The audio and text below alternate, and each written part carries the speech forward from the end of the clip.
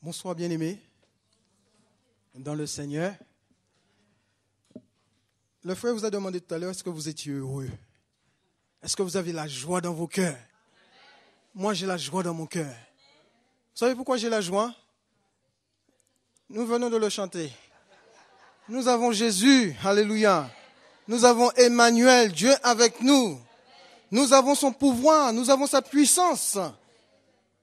Et parce que nous avons Jésus, Emmanuel, son pouvoir, sa puissance, nous avons la capacité de vaincre le diable. Amen. Nous avons la capacité, frères et sœurs, de vaincre le diable, de vaincre les démons, de vaincre les sorciers. Juste une petite anecdote. Un jour, tout au début de ma conversion dans cette église, alors que nous étions à Paris, un samedi, en train de faire de l'évangélisation. Vous savez, à l'évangélisation, vous rencontrez toutes sortes de personnes. Des personnes qui sont prêtes à écouter l'évangile, des personnes qui sont disposées, vous allez rencontrer des discoureurs et vous allez aussi rencontrer les ministres du diable.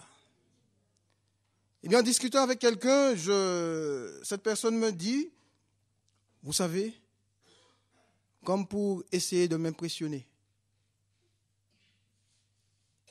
j'ai 2000 démons derrière moi.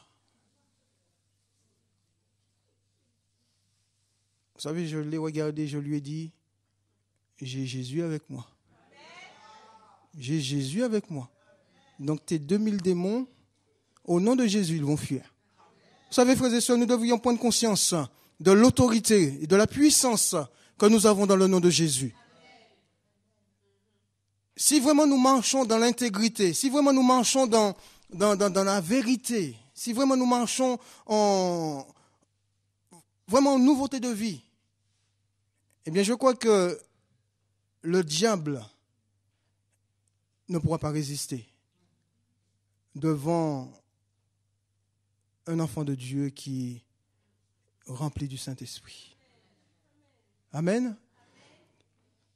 Je voudrais lire avec vous dans la parole de Dieu, dans le livre de Job.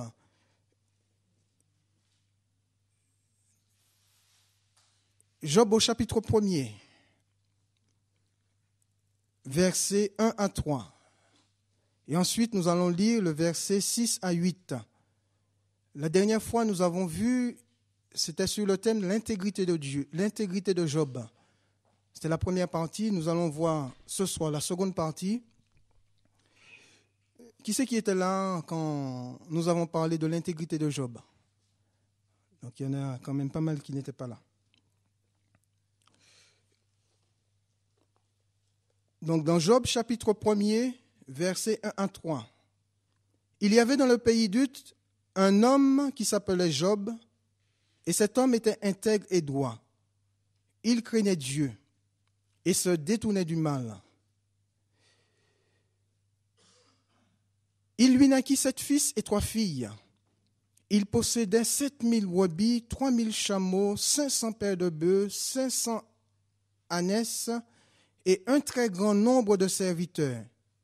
Et cet homme était le plus éminent de tous les fils de l'Orient. Ensuite, au verset 6 et 8, « Or, les fils de Dieu vinrent un jour se présenter devant l'Éternel, et Satan vint aussi au milieu d'eux. L'Éternel dit à Satan, « D'où viens-tu » Et Satan répondit à l'Éternel, « De parcourir la terre et de m'y promener. » L'Éternel dit à Satan, « As-tu remarqué mon serviteur Job? Il n'y a personne comme lui sur la terre. C'est un homme intègre et droit, craignant Dieu et se détournant du mal. » Amen. Nous allons nous incliner quelques instants dans la prière pour demander au Seigneur de manifester sa grâce ce soir. Nous te bénissons, Seigneur, et nous te remercions parce que tu es Dieu. Nul n'est comme toi, nul n'est semblable à toi. Tu es le Dieu Tout-Puissant, celui qui s'est révélé à nos cœurs au travers de la personne de Jésus. Tu es le Dieu qui nous a sauvés. Tu es le Dieu qui nous a réconciliés avec lui-même. Et tu es le même Dieu qui nous a invités ce soir afin de parler à nos cœurs. Nous te remercions pour ces moments, Seigneur, que tu nous donnes de passer dans ta présence. Et nous croyons que, Père, tu vas te révéler encore. Tu vas te manifester dans chaque vie. Tu vas te glorifier, Seigneur. Et tu vas bénir ton Église, tu vas bénir ton peuple. Nous sommes prêts, notre Dieu, à recevoir de toi. Nous te bénissons et nous te rendons toute la gloire dans le beau et précieux nom de ton Fils Jésus-Christ. Amen. Je voudrais introduire avec la définition que j'ai donnée la dernière fois concernant l'intégrité. Il nous a dit celui qui est moralement et éthiquement pur,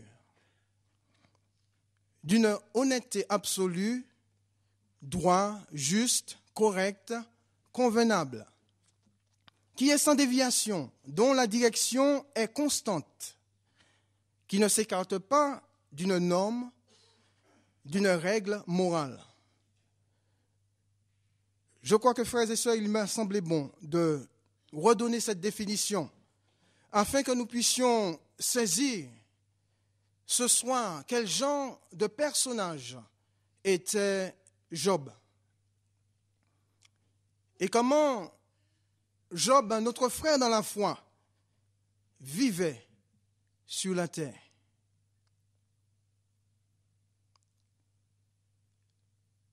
Il nous a dit que Job était un homme intègre et droit. Et Dieu lui-même le souligne en disant que Job, il n'y a personne sur la terre comme Job, car c'est un homme intègre et droit qui se détourne du mal. Ce qui fait que Job était intègre et droit, nous avons vu que c'était la crainte, d'une part, qu'il avait de Dieu dans son cœur. C'est la crainte de Dieu qu'il avait dans son cœur. Et à cause de cette crainte, il se détournait du mal. Nous avons vu aussi en première partie que l'intégrité de Job n'est pas du tout passée inaperçue. Job était connu sur la terre comme étant un homme de grand cœur, un homme qui faisait du bien autour de lui, un homme qui savait donner, un homme qui savait partager, un homme qui savait aussi transmettre la sagesse qu'il avait reçue de Dieu.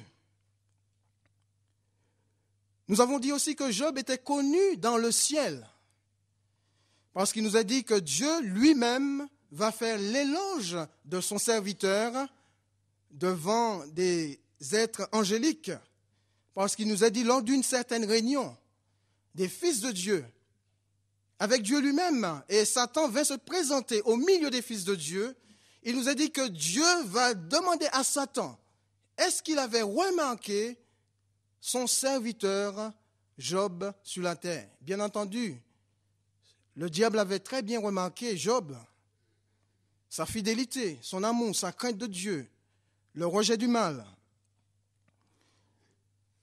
Et nous avons terminé par le fait qu'il est important d'avoir son nom inscrit ou connu dans le ciel, au lieu de l'avoir uniquement sur la terre.